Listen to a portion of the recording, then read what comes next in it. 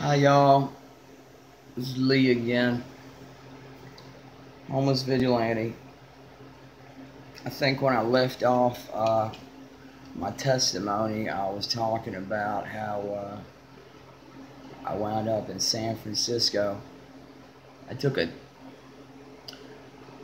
I was scared, okay? I thought these people were gonna kill me. And this is the day that I realized that they weren't.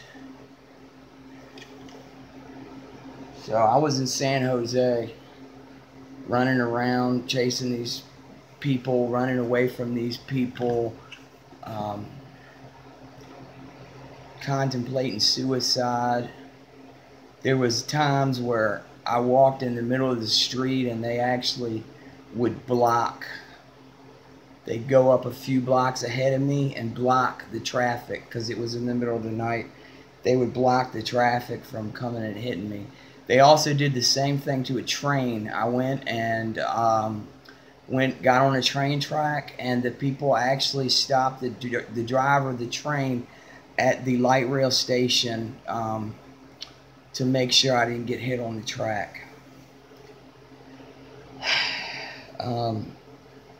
So what happened was I went all the way to San Francisco. It's about an hour and a half train ride, and they one person followed me on the train. They got on the train with me, got off. I walked around San Francisco, and the first thing I noticed in San Francisco was that the people that were following me were different people than that were following me in San Jose, and which told me that this is an internet thing, that it's not the same group following me, and that it's a large group connected by the internet. That was the first thing I learned about these people. This is about 2 weeks in when I went to San Francisco, and that day I realized they can't hurt you. So that night they kept doing like social experiments on me. Like I'd be sitting at a bus stop and a guy would come up and ask to borrow some money. You know, dress nice, $200 shoes on. You know, asking a homeless guy for some money. Obvious looking like social experiment type shit, right? So I'm sitting at a bus stop. I notice a homeless lady with a cart. She was a perp. She was definitely a perp, and I figured out that there was a camera in her cart. Every time I moved, she would move the cart. She was perpetrating a homeless lady. I had $20 to my name in my pocket. I went up to the lady. I said, "Excuse me, miss. I'm paranoid. I'm homeless. I believe you're actually filming me through your cart. I'll give you $10 if you prove to me that you're not filming me." She said no, and she said no. And then I offered her $20, which was my last $20, just for her to pick up the jacket on the top of her cart to prove to me there's no camera. She started to walk away. I grabbed the jacket on her cart anyways, and there was sure as shit, there was a camera in her cart. She was filming me, and she hurried away real fast. I started following her, and I noticed they were trying to stop me. When they're trying to stop you from going places, what they do is they cut you off. They they wait while you're walking down the sidewalk. They wait.